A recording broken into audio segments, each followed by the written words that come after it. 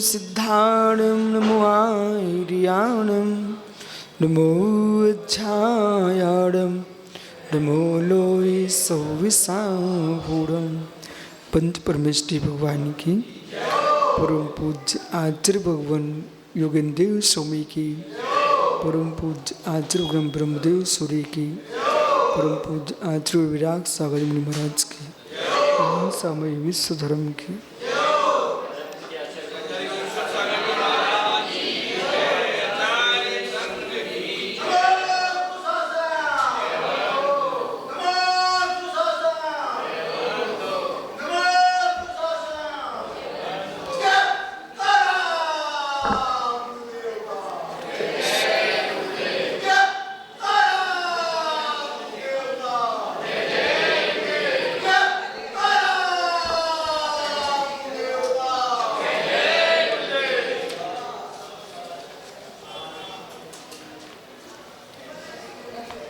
आचार्य परिवार भगवत योगेंद्र स्वामी ग्रंथराज परमात्म प्रकाश जी में ध्रुव ज्ञानंद स्वामी भगवान आत्मा के सह स्वरूप का व्याख्यान कर रहे हैं।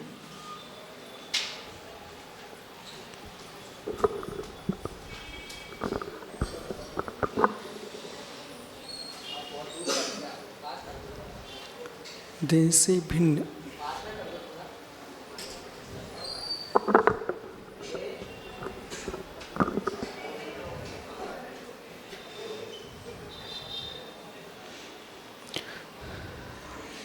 स्फटिक मणि पुष्प से भिन्न है, फिर भी स्फटिक की योग्यता से पुष्प प्रभावित कर रहा है। स्फटिक की योग्यता से, शब्द पकड़िए मैं क्या बोल रहा हूं। स्फटिक की योग्यता से पुष्प प्रभावित कर रहा है। महात्मा साम्य सागर स्फटिक की योग्यता से पुष्प प्रभावित कर रहा है। पुष्प की योग्यता से स्फटिक प्रभावित हो रही है। दोनों उपादान देखो, दोनों उपादान देखो, और दोनों में निमित्तिक संबंध देखते कर्तापन को हटा दिया। स्फटिक की योग्यता से पुष्प स्फटिक को प्रभावित कर रहा है। क्या रहस्य? पुष्प की योग्यता से स्फटिक प्रभावित हो रही है। आत्मा में शुभाशुभ होने की योग्यता ना होती तो शुभाशुभ कर्म कुछ नहीं कर सकते। शुभाशुभ कर्मों में आत्मा को प्रभावित करने की योग्यता न होती तो कर्म अकिंचित कर हो जाएंगे, पूर्ण। कर्मों में योग्यता है आत्मा को प्रभावित करने की, आत्मा में योग्यता है कर्मों से प्रभावित होने की। द्रव्य कर्म से ही प्रभावित नहीं होती आत्मा, नो कर्म से भी प्रभावित होती है आत्मा। और द्रव्य कर्म नो कर्म से प्रभावित हो रही आत्मा भाव कर्म को प्राप्त हो रही आत्मा। भाव कर्म से युक्त है आत्मा, यही है आत्मा का उपादान। भाव कर्म अशुद्ध आत्मा का है उपादान। ध्यान दो, पुनः विषय नहीं मिलेंगे। भाव कर्म है अशुद्ध आत्मा का उपादान, स्वीकार। भाव कर्म है अशुद्ध आत्मा का उपादान। जो भी विकार हो रहे हैं ये आत्मा के उपादान में हो रहे हैं। जो भी विकार हो रहे हैं विकार का तात्पर्य मात्र विकारी भाव ही नहीं है। विकार यानी परिणामों का परिणमन, पर्याय विकार। वो विकार शुभ है सुसुपयोग, विकार अशुभ है अशुपयोग, विकार शुभ अशुभ से रहित है शुद्ध उपयोग। आपको नई शब्दावली लग रही है सुब्रत सागर जी, लेकिन ये शब्दावली आगम की त्रैकालिक शब्दावली है। विकार का अर्थ ही पर्याय है और विकृत हो जाना ही कार्य है। बोलो कुछ, ये समझना चाहिए। अमित आप तो समझिए, विकृत हो जाना ही कार्य है, विकृत हो जाना ही कार्य है।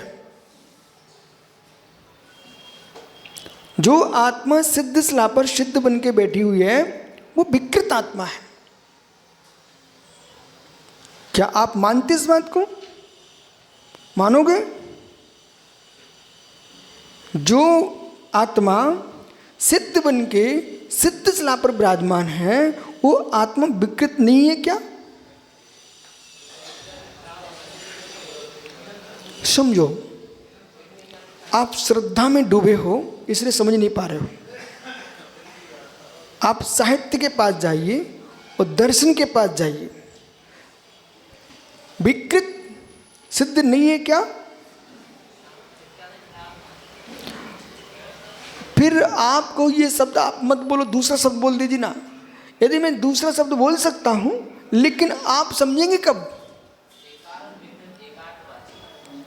इसलिए विकार हो रहा है, विकृत हो चुका है, विकृत हो चुका है, विकृत हो चुकी पर्याय। विकार चल रहा है, पड़मन चल रहा है, पड़मन चल रहा है। जो नियत पर्याय को हम देख रहे हैं वो विकृत पर्याय कह रहा हूं, और जो विकृत हो रही है वो पड़मनशीलता चल रही है, पड़मनशीलता चल रही है। चेहरा बनाओ मत, आप तो समझो। तो समझो कैसे? चलिए, लोई बिगड़ रही है इसलिए रोटी बन रही है। लोई विकृत हुए बिना, लोई विकृत हुए बिना क्या रोटी बन सकती है? बोलिए ना, नहीं बन सकती। तो लोई विकृत हो गई तो रोटी बन चुकी है। लोई विकृत हो चुकी तो लोई रोटी बन गई। संसार अवस्था विकृत हो रही है तो मुक्त अवस्था प्रकट हो रही है। संसार अवस्था विकृत नहीं होगी तो मुक्त अवस्था प्रकट हो नहीं सकती है। और ये कथन आप प्रश्न करो, आप कहां से बोल रहे हो? आप तो मीमांसा की संस्कृत टीका आचार्य बसनंदी स्वामी, ये पूर्वाचार है जिन्होंने बसनंदी श्रावकाचार लिखा है, मूलाचार की संस्कृत टीका लिखी है, वे ही बसनंदी स्वामी हैं। उन्होंने आप्त मीमांसा पर तात्पर्यवृत्ति नाम की संक्षिप्त टीका लिखी है, पठनीय है। जिनको अष्ट सहस्री समझ में नहीं आती है, अष्ट शस्त्री समझ में नहीं आती है, वो बसनंदी स्वामी की संस्कृत टीका पढ़ें, बहुत सरल है। वो भी समझ में नहीं आया तो ज्ञानी का प्रशंसा करने में पाप नहीं पड़ना चाहिए। उदय चंद जी उदयपुर, एक उदय चंद जी पंडित जी हुए हैं, उन्होंने आप्त मीमांसा पर तत्व दीपिका नाम की हिंदी व्याख्या लिखी है। और उन्होंने क्या किया है कि जो भी उन्होंने अनुशीलन परिशीलन किए हैं तो जो मूल ग्रंथ हैं उनका सार निकाला है, वो उन्होंने लिखा है। आप्त मीमांसा का सबसे सुंदर, छात्रों को पढ़ने योग्य कोई ग्रंथ वर्तमान में है तो तत्वदीप का पढ़ना चाहिए। जितने आज बोल रहे हैं सरलता में, वो तत्वदीप का जिन्होंने अच्छे से पढ़ी वो बता सकते हैं। और दार्शनिक दृष्टि में व्यक्ति को अपना सोच वही मिलाना चाहिए जो आगम में हो।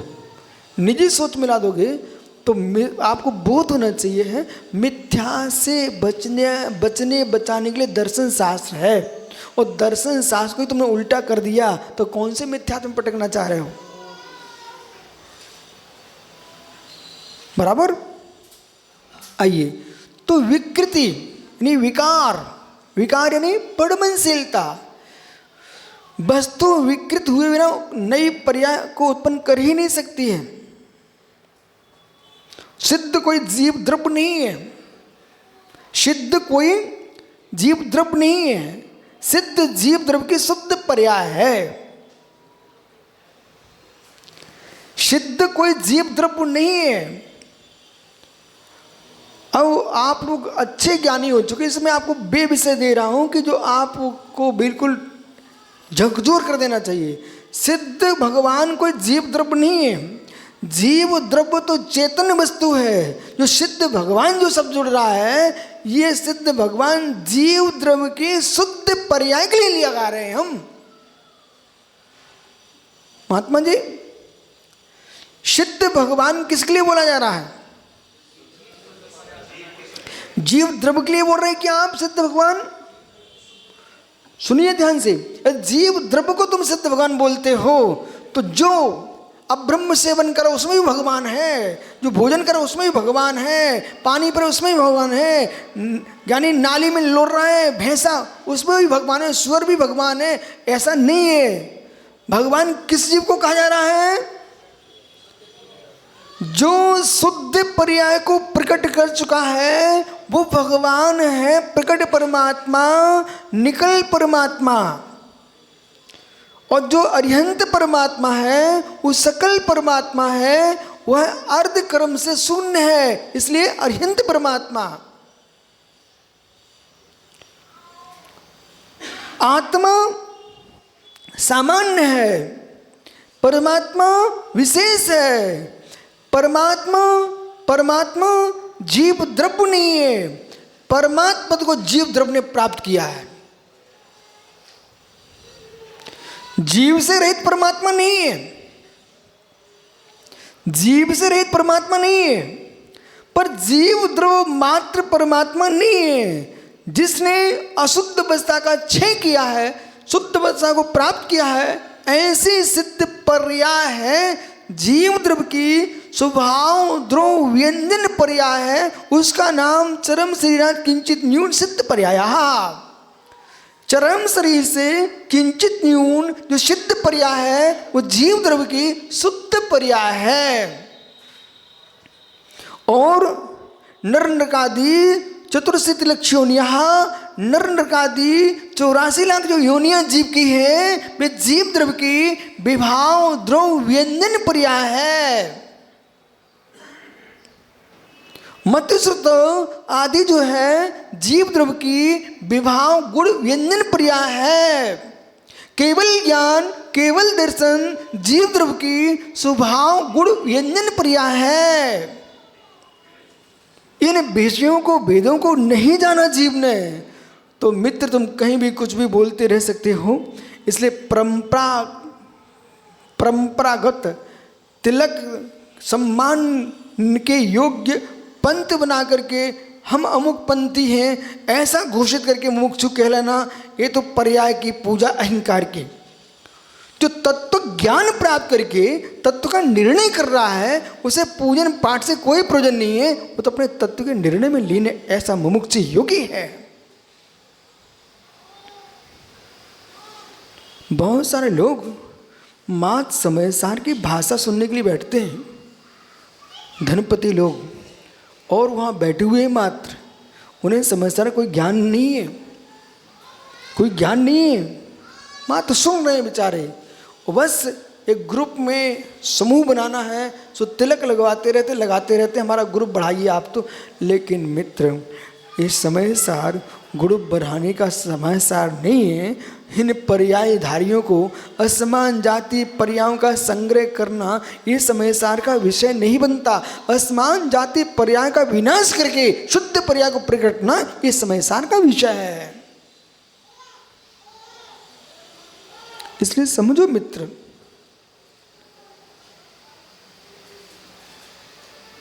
पल्लव ग्राही ज्ञाता नहीं बनना, गुण ज्ञाता बनना है, गुण ज्ञाता बनना।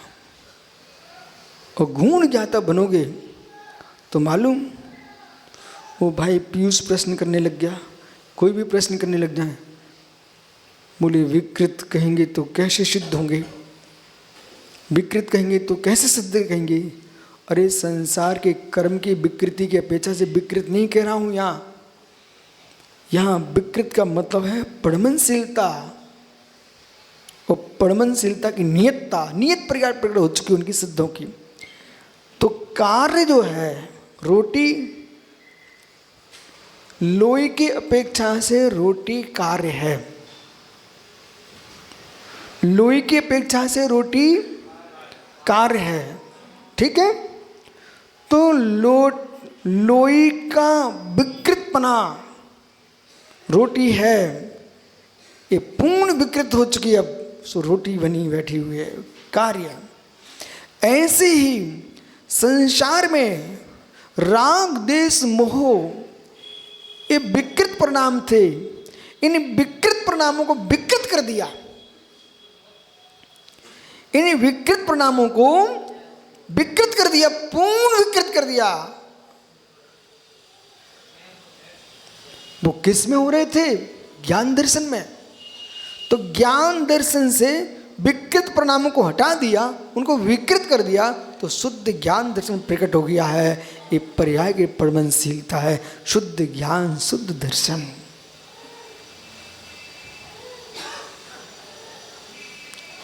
अब प्रश्न है, ऐसा व्याख्यान क्यों कर रहे हैं आप?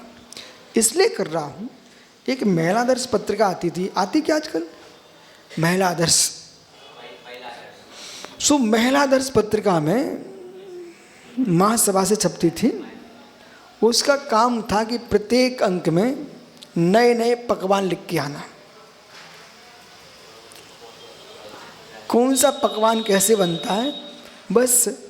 अरे पकवान क्या नया बनेगा, पकवान क्या नया बनेगा, पर बनता है, बनता है।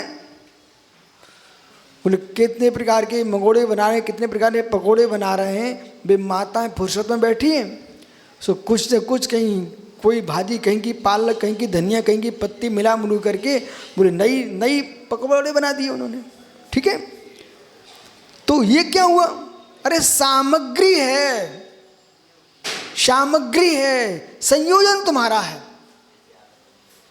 सामग्री है, संयोजन तुम्हारा है। तो वे माताएं नए नए पकवान बना के वो पत्रिका में छापती रहती थी। इसी प्रकार से विषय पकड़ना, विकार कहिए, पड़मनशीलता कहिए, पर्याय कहिए, व्यतिरेक कहिए, व्यतिरेक कहिए, अन्योन्य कहिए, ये सब किसके नाम है? बोलो किसके नाम है भाई शाश्वत जी?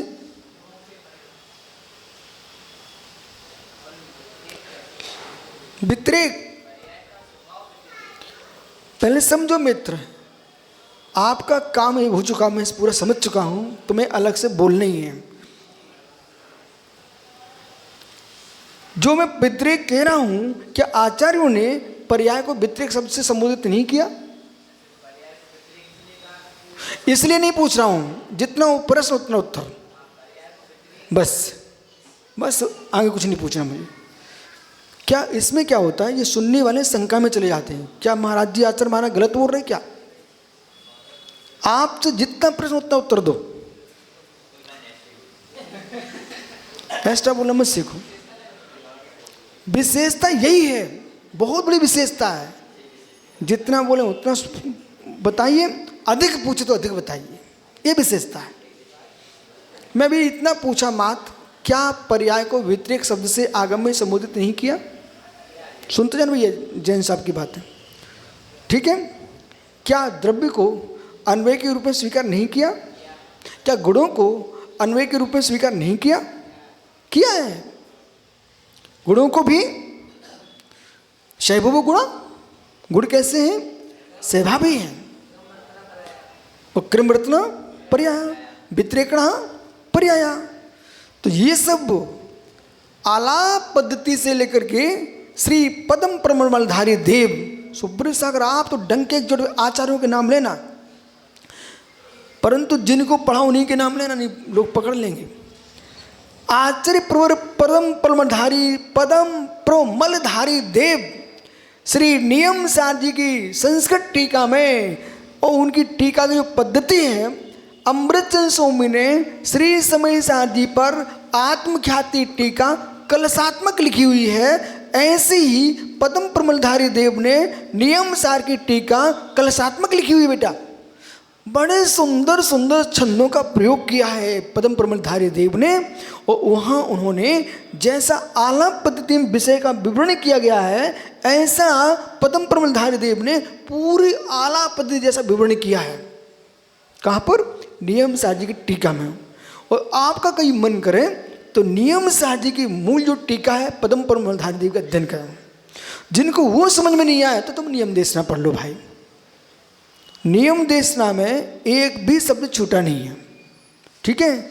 चेहरा बनाने वाले को चेहरा देखना मत। तो ये क्या है कि बोध होना चाहिए व्यक्ति को,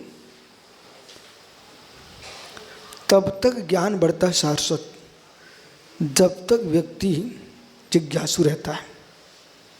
और जैसे ज्ञाता की बात पर उपहास शुरू हो गया, पीयूष दिख रहे हो बेटा, बैठ जाओ। क्या पीयूष नाम के ऐसे होते सब? तो मतलब है? तो हमने तो अमृत के लिए रखा था, जहर के लिए नहीं रखा बेटा। समझो, बैठो, सुनो।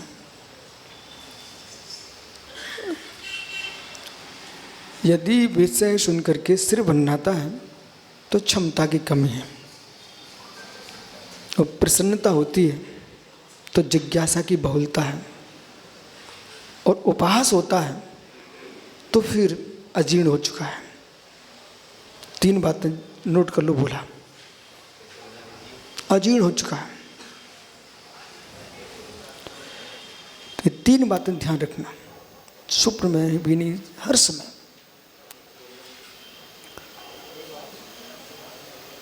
सुनो, एक गहरी बात समझो।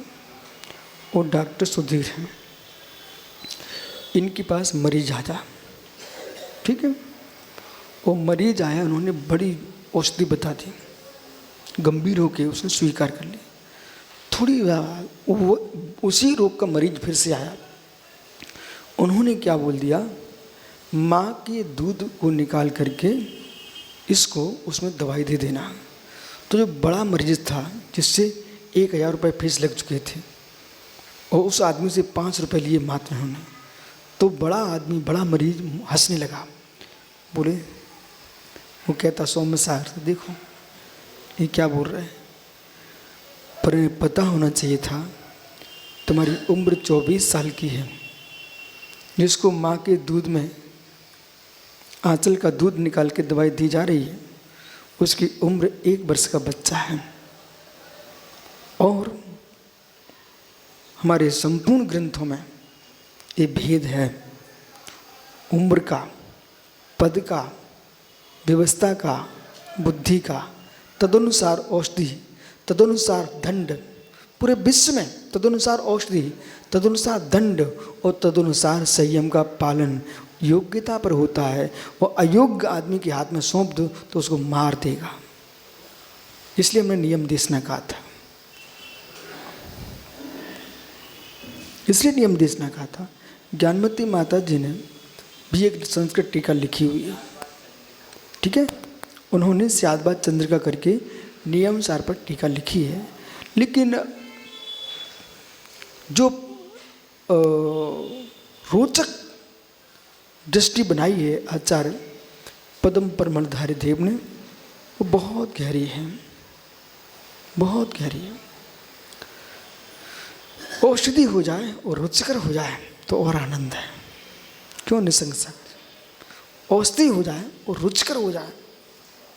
अब माँ भूख लगी है, आप चाहे भारत का नक्शा बनाओ, चाहे आधी कच्ची रखो, बेचारे को, तुम्हारे पति को तो खाना ही पड़े। वही तुम सुंदर बनाओ, फुल्का, और तना घी लगा दो और अच्छी दबा के रख दो, मुलायम हो जाए तो उसको भूख भी मिटेगी और मधुर भी लगेंगी।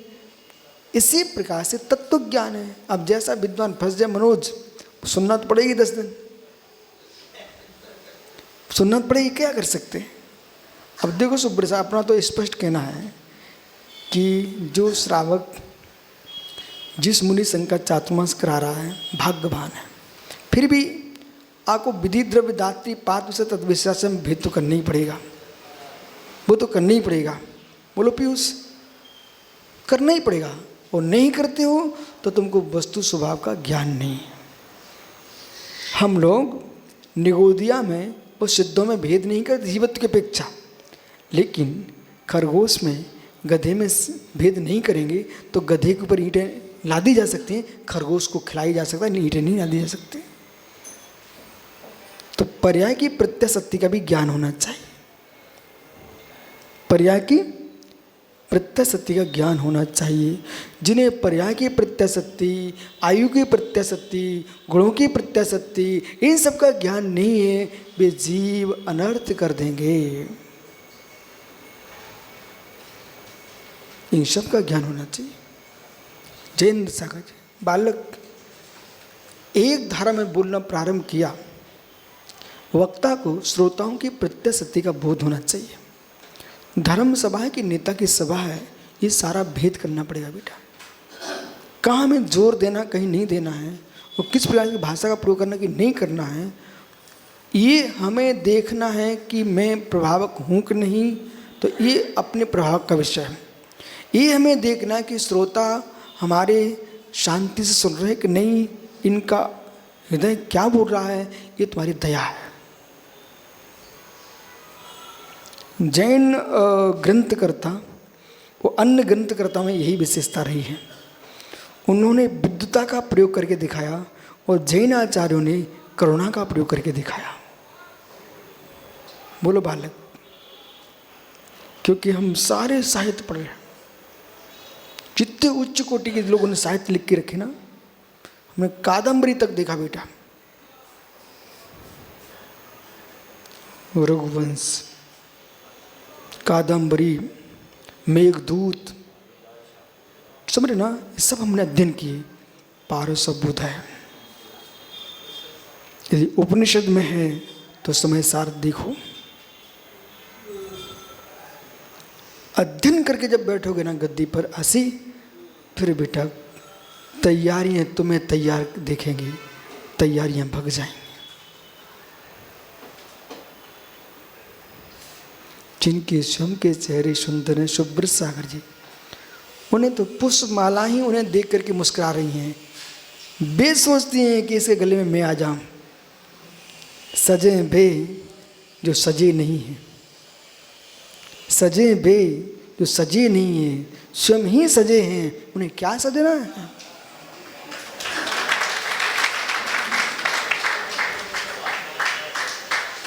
हाँ, क्या सजना है।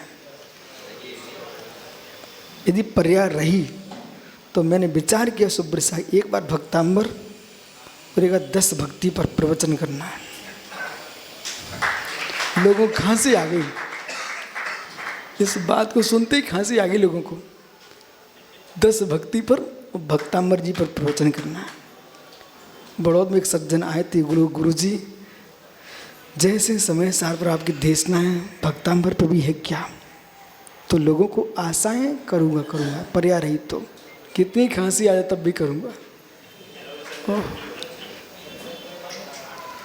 आइए, है अभी सब दृष्टि में है। निम्मलि फलियम एक आता हो चुके अतामेव देह आत्म भेद भावना दृढ़ती, उसी आत्मा की भेद भावना को दृढ़ करते हैं। जैम सहाबिमलिमलु फलियु जैम सहा भक्ति मैलो मामड़िन जी मैलो देखो काऊ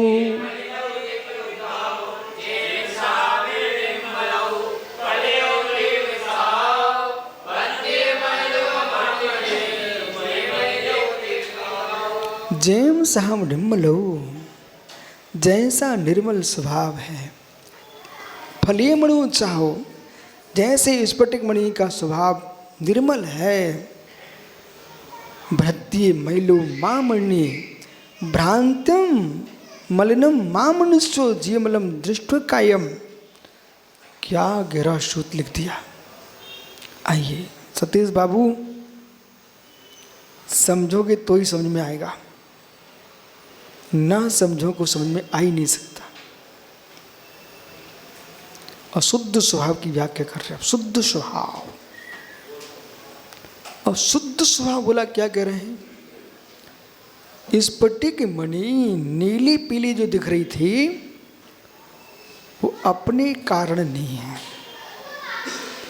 अभी निमित्त दृष्टि से कथन कर रहा है। होने की योग्यता में स्फटिक की है, लेकिन निमित्त कौन था? पुष्प। पुष्प हटा के देखो, स्फटिक तो जो है हमारे साहब, स्फटिक बेटा स्वच्छ है, स्फटिक स्वच्छ है। फलिए मणि, ऐसे ही आत्मा स्वच्छ है। शरीर की मलिनता से आत्मा मलिन हो रही है, कर्म की मलिनता से आत्मा मलिन हो रही है, भाव कर्म की मलिनता से आत्मा मलिन हो रही है। जैसे पुष्प हटा दीजिए, स्फटिक स्वच्छ है, कर्म हटा लीजिए, आत्मा त्रिकालीन ध्रुव स्वच्छ है। पर जैसे स्फटिक मणि की स्वच्छता को तुम जान रहे हो, ऐसी आत्मा की स्वच्छता को जानो। अभी सुन के चले गए, फिर काम में लग गए, ये विषय ऐसा नहीं है, यथार्थ मानिए। मनोज भाई, हमने कल आपके निर्मल निर्विकल्प सागर से कहा, निर्विकल्प कहाँ तुम परपंच में डूबते बालक, कहीं कुछ तेरे अच्छी आदत है, जगत को बिठा नहीं रहे हो, किसी बैठ नहीं रहे, दूर रह रहे हो, तो दूर रह कर नजदीक क्यों जा रहे हो? सुनो बेटा, बे अच्छे लोग कम से कम बिठार के संस्कार दे रहे हैं, तुम बिठार भी नहीं रहे हो, संस्कार भी नहीं दे रहे हो, लेकिन सोचो ऐसा क्यों कर रहे, क्यों कर रहे हैं? तो हम तो परेशान वैसे ही हो रहे हैं, विषय समझना। इसी प्रकार से जैसे कि पीली दुकान शादी कराना है क्या? बे तो नाम लो, लेकिन अभी बताओ शादी कराना है कि नहीं? वर्तमान में तुमको नई शादी और कराने क्या? 60 साल 90 साल के तो बुढ़े शादी करवा रहे हैं सुब्रत सागर। अब आपके तो रिश्ते में ही लगते हैं लोग। हाँ, वे समझ गए। 60 साल की उम्र में शादी कराई बेचारे ने। चलो, तो अब एक व्यक्ति ने सुब्रत सागर 90 साल के बुढ़े ने शादी की, बोला कि अब सोचो 90 साल के बुढ़े ने शादी की, इसलिए मैं आपसे पूछ रहा हूं, कोई विचार है क्या? है? नहीं, ये तो बाद में पूछ लूंगा, लेकिन अभी ये बताइए, संसार की लक्ष्मी जी से शादी करने का भाव है क्या? तो त्याग कर दो, कार से कर लो। अरे कर लो मित्र, विचारों की धारा रावण की बदल सकती है, दुनिया की बदल सकती है। आइए, जितने यहाँ वृद्ध बैठे हैं, शादी कराना आप लोगों को? वीरसेन भैया, नहीं कराना? सुनो सुनो, मेरी पूरी बात सुनना। मनोज, नवीन शादी देख मित्र, ईमानदारी की भी नहीं और बेईमानी की भी नहीं। अब समझ में आएगी वकील साहब, ईमानदारी से भी नहीं और बेईमानी से भी नहीं। अब सुनिए मेरी बात को, विषय क्या है मित्र, जैसे आपको शादी नहीं कराना वर्तमान में हो चुके, तो तुम्हें शादी कराना ही नहीं है, तो अब शादियों को देखने भी नहीं जाना, शादी करवाने भी मत जाना। ये सोचना बंद कर दो हम नहीं होंगे तो क्या होगा। जिनको भूख लगती न बल, मैं नहीं भी पूछूं ना बेटा, तब भी तुम धीरे से कहीं ना कहीं खा के आई जाओगे। तो मैं 6 बजे तुम आए हो, हम अपने व्रत में दोस्त क्यों लगाऊं तुम्हें खाना खिलवा करके। मुझे मालूम है तुमको भूख लगी है, तुम जाओगे कहीं ना कहीं। बे बिरले जीव हैं कि 6 बज चुके हैं, अब खाना बंद। समझ रहे ना?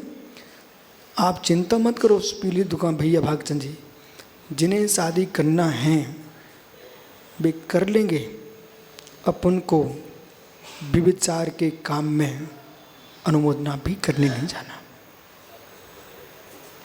अब मेरा रहस्य पकड़िए। आप वृद्ध हो चुके हो, ठीक है, माना कि वृद्ध हो चुके हो। जब हमारी इच्छाएं मर ही चुकी हैं, इच्छा वालों के साथ बैठूं क्यों? अभाग्य तुम्हारा। जितने वृद्ध हैं जिनकी इच्छा मर चुकी हैं, वे अपनी पूजा करें, वे अपनी पूजा करें।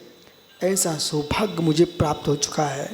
जो शिशु अवस्था में था आज पुनः मिल गया, बीच का तूफान भग गया।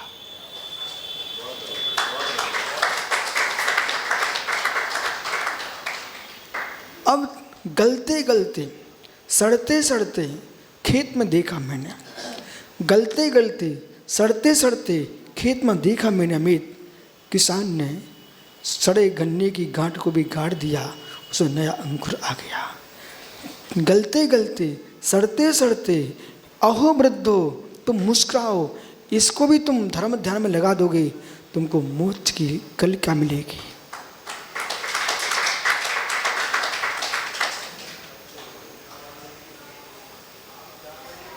इसलिए हमने इनका नाम लिया था तुम्हारे निर्विकल्प सागर जी का, कि मित्र यदि यथार्थ में तुम निर्मोही हो तो विकल्प छोड़ दो।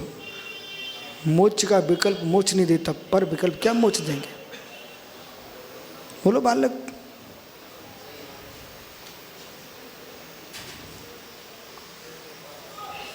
सुन रहे ना मित्र?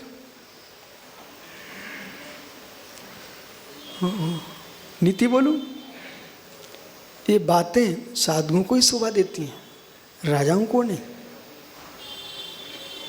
इसमें मुस्कुराएंगे। ये बातें साधुओं को ही शोभा देती हैं, राजाओं को नहीं। मतलब समझो। डिम्मलु यथा स्वयं निर्मल भवति योसौ फले मणि तथा निर्मला भवति योसौ कर्ता विशुद्ध ज्ञान रूप से परमात्मा भावा। सुब्रत सागर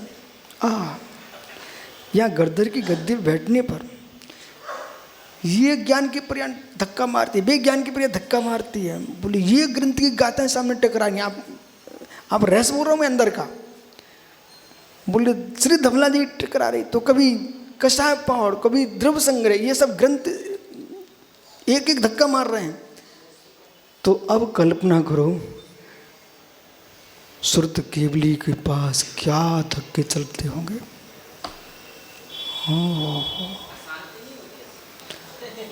गर्धर परमेष्टि पर क्या धक्के लगते। इधर देख बालक, प्रश्न क्या गजब का किया आपने। सुब्रत सागर जी भाई समझ में क्या बोल रहा। हंडी मोटी होना चाहिए, हंडी मोटी होना चाहिए, मजबूत। चढ़ा दो तुम हड़िया को चूल्हे पे, हों दो खदबत खदबत, भर रही खीर, हंडी मोटी होना चाहिए। खदबत खदबत खदबत, समझ रहे ना? हंडी मोटी होना चाहिए, कितने ही लगे आग, हंडी मोटी होना चाहिए। लग रहे धक्का हंडी में, लेकिन तब भी हंडी फूट नहीं रही है। ऐसी प्रज्ञा के साथ वीरेंद्राक्रम का क्षोभम प्रचंड है, लगन दो धक्का तब भी परेशान नहीं होते वे योगीश्वर।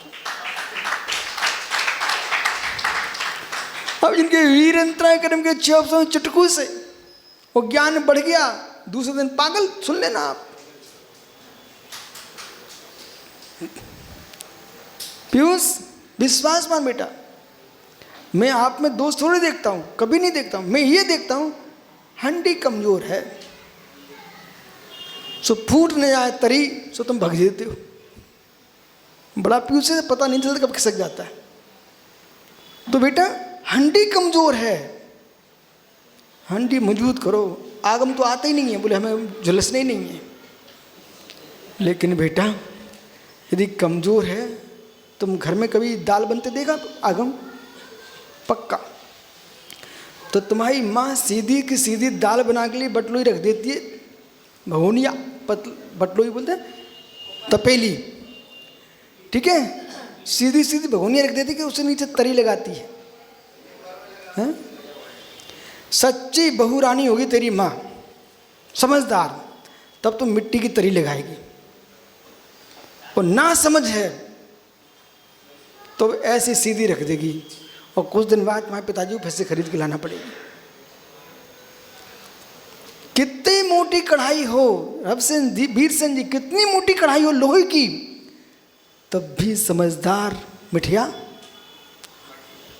नीचे मिट्टी लगाता तरी में, तो सीधी आंच ना लगे। पीयूष तुम क्या करते हो? हैं? क्या लगाते हैं? है मित्र, तुम जय कुमार से पूछना, वो सही बताएंगे। वो आजकल सुनो लगी लगाई तरी वाले बर्तन आने लगे हैं, ये समझते हम कुछ समझते ही नहीं है। बटलोई के नीचे तरी लग के आने लगी है, समझ गए ना? आप अजितनाथ मंदिर के बेटा दर्शन करने जाना शाम को, ठीक है? गेट के बाहर एक बहुत बड़ा वो लगा है, खम्मा लोहे का। अब प्रश्न है, कोई अज्ञानी पूछे क्यों लगा के रखा है? अमित क्यों लगा? अचानक कोई वाहन टकराए तो खम्भे में टकराए, हमारी दीवार ना गिर जाए, बराबर। चलिए ये तुम्हारे ये सब बरौनी भों ये सब क्यों लगे हैं? अभी अभी तत्वासूत पढ़ के आया, पढ़ा के भी आए हो बेटा, 10 लक्षण पर्यूषण में दूसरा अध्याय पढ़ाया। ओहो, निवृत्ति उपकरण ध्रुवेंद्रियम, ये निवृत्ति उपकरण है। ये बाल बरौनी भों ये सारी दुनिया ये सब क्यों है? रक्षा के लिए है।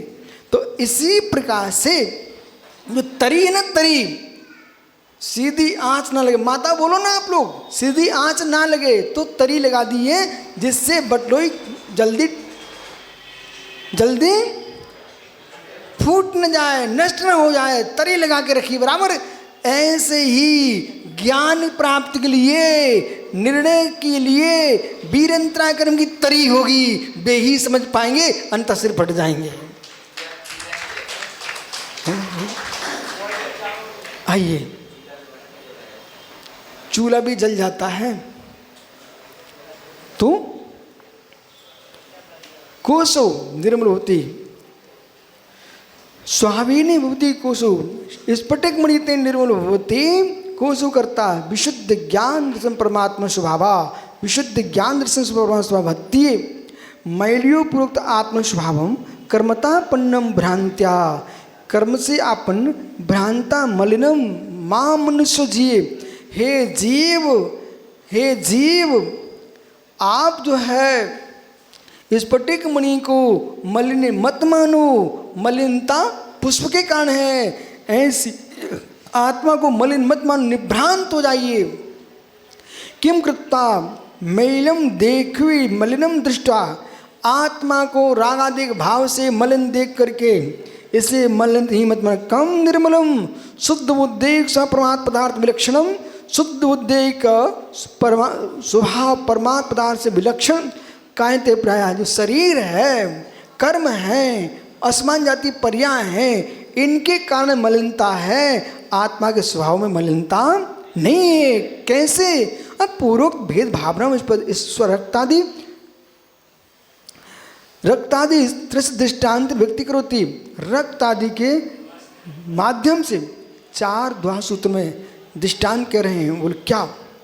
चतस्र मित्र, आपने समाधि तंत्र पढ़ा है, ठीक है, जिनने गीता पढ़ी है, तो जीड़े आत्मनि, तो मित्र ये पूरे के पूरे द्वार सूत्र जो समाधि तंत्र में लिखे हैं उनको ही दोहरा रहे हैं। बहुत सरल हैं, विषय टीका विशेष है नहीं है।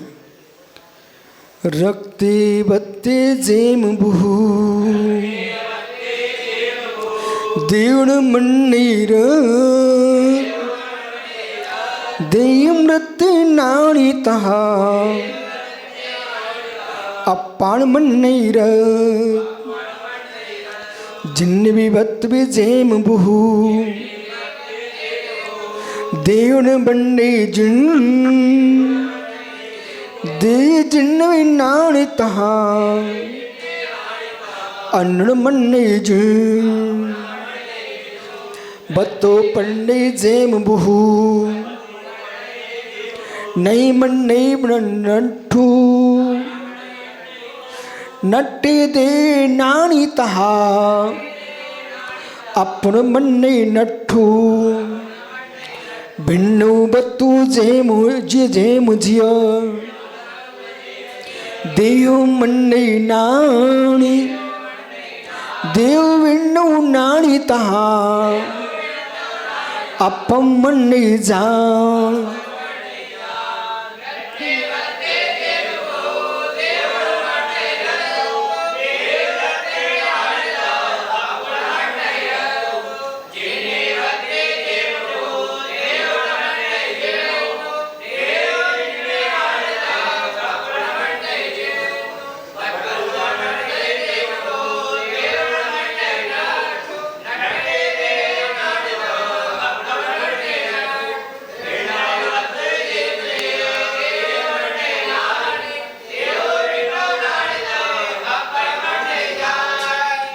हे जीव समझ, कहाँ तुम डूबे हो? ओ भाई सोम, पन्ना मत पलट, प्रणाम पलट। रत्ते बत्तु झेम, हे मित्र, ओ वस्त्र के लाल होने से यथा बुद्धा ज्ञानी जीव देवन मन नहीं रक्त, देह लाल नहीं है। वस्त्र लाल है तो वस्त्र के लाल होने से लालो, क्या शरीर लाल हो जाता? देह रखते न तथा आत्मनम न मन्यते, तो देह रक्त नहीं होती है। ऐसे देह के रक्त होने पर आत्मा रक्त नहीं होती है। जीणे वस्त्र जिण्यबद्ध जीर्ण, जीणे वस्त्र बुधा देव न मन्यते। शरीर के वस्त्र के जीर्ण हो जाने पर, पुराने हो जाने पर, फटने पर, जैसे देह जीर्ण नहीं होता है, ऐसे देह के जीर्ण होने पर ज्ञानी मानता है आत्मा जीर्ण नहीं हो जाती है। वस्त्रे प्रनष्ट, वस्त्र के नष्ट होने पर बुधा ज्ञानी जीव जानता है बहु देहम न मन्यते नष्टम, शरीर के वस्त्र फट गया, जो कपड़ा पहने हुए हो वो फट गया। तो लोग सार बेटा शरीर का कपड़ा फट गया तो क्या शरीर फट गया? नहीं फटा ना, बराबर। ऐसे शरीर के नष्ट होने पर क्या आत्मा नष्ट होती है? ऐसे वस्त्र के नष्ट होने पर शरीर नष्ट नहीं होता, ऐसे शरीर के नष्ट होने पर आत्मा नष्ट नहीं होती है। भिन्नम वस्त्र यथा जीवा देहात मन्यते ज्ञानी, ज्ञानी जीव भिन्नो मनते, वस्त्र भिन्न है। ओ लाल वस्त्र, बेटा खड़ा हो जा। ओ लाल मित्र, बहुत देर में आए तू।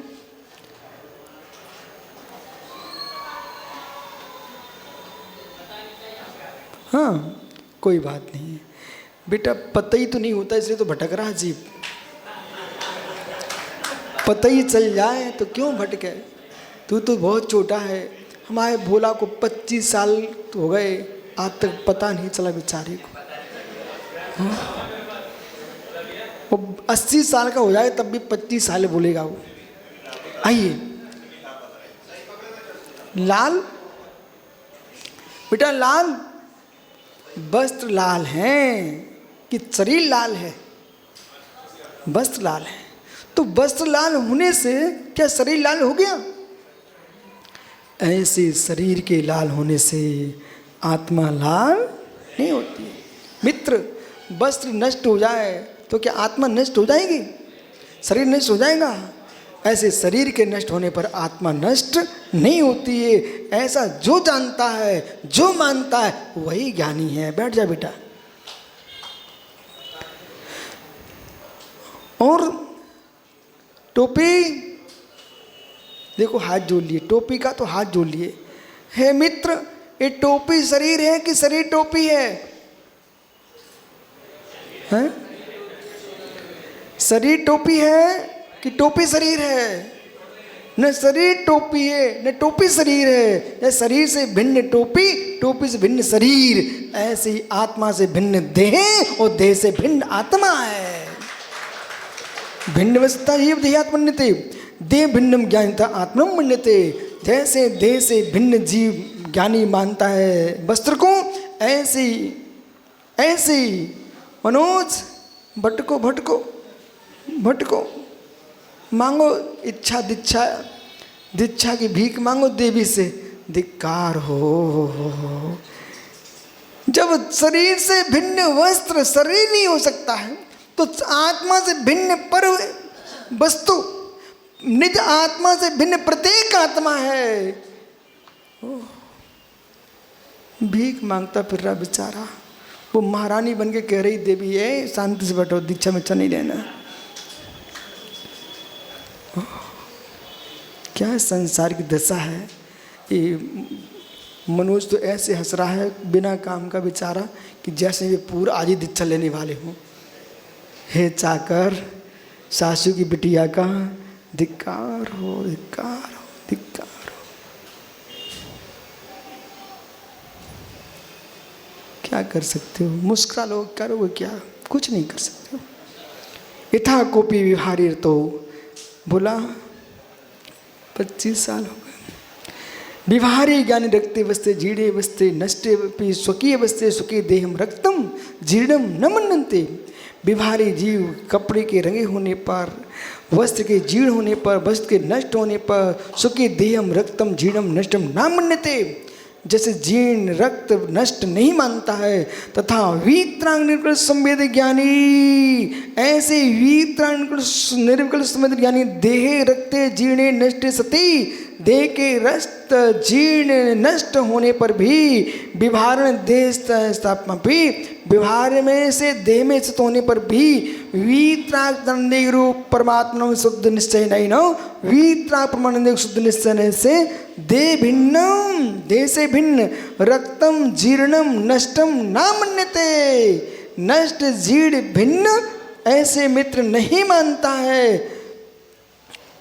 भिन्नु किम वस्त्र में यथा, वस्त्र के समान हे जीव कस्मात् मन्यन्ते, क्या मानते? सुखी देहात, अपनी देह से भिन्न है ये आत्मा। सुखी देह से भिन्न है वस्त्र, ऐसे नहीं आत्मा से भिन्न है वस्त्र शरीर। इसलिए दृष्टांत महा मन्यन्ते कोसो देह आत्मनो भेद ज्ञानी, देह आत्मा में भेद ज्ञानी। ज्ञानी समझो। अब तो वकील साहब कहाँ गए? आगरा। अरे मुमुक्षु आगरा जैन साहब, अब तो छोड़ दो दुनिया को। जब शरीर ही छोड़ने को तैयार है, उसके पहले हम शरीर को ही छोड़ दें, उसका नाम योगी है। शरीर छोड़ेगा तो मर जाओगे, हम शरीर का राग छोड़ देंगे तो ज्ञानी केवली भगवान बन जाओगे। कहाँ सुन रहे पिन्ने? माला कहाँ है? ओहो, नीली पीली लाल कितनी फेर लो, पर भाव सफेद होंगे तभी मोक्ष होगा। देहम भिन्नो मन्नन्ते। सुब्रत सागरी, हमने लोगों को लाखों प्रकार की मालाएं, गटर मालाएं, पोस्ते की माला, लौंग की माला, धनिया की माला, वो भगवान, और फिर सोने की माला, कमल गट्टे की माला, बेजंती की माला, सारी सोने चांदी की मालाएं फैल नहीं, पर मन की मालाएं फैल जाए तो सारी मालाएं फैल जाए। बजा लो सुनील, ताली बजा लो, मन की माला फैल ले भाई। ओहो,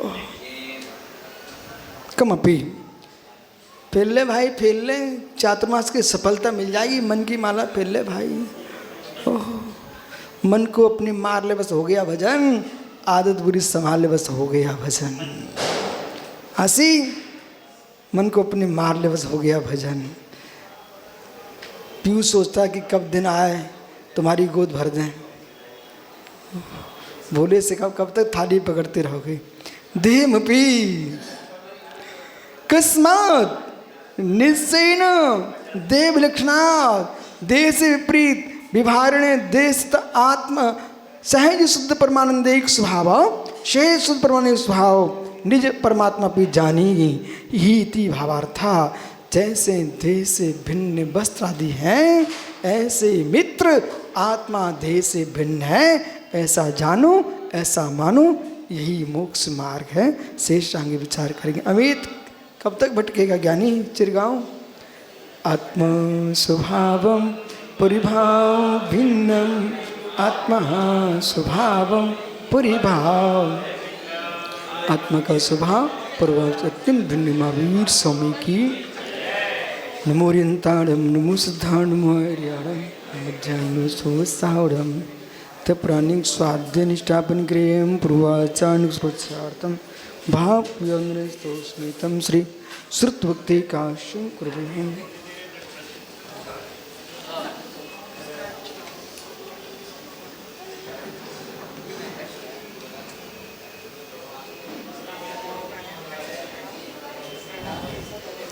कुटी शतं द्वादशैव कोटो लक्षान् शीतदिकानि चैव पञ्चादष्टौ सहे संख्यामेतच्युतं पंचपदम्। अर्हन्ति भाष्येत्यं गर्हदीयन्त्यं सम्मं परमायुज्युत्थौ स्नानभविं शिरसा इच्छावन्ते शुद्धभक्ति कांशगोकाश्लोचे अंगुंगे पाहिड़े पाउड़े पुण्यस्ते नाड़ुगा पुगवे सूर्या चैव स्नुमलिचकानं वंची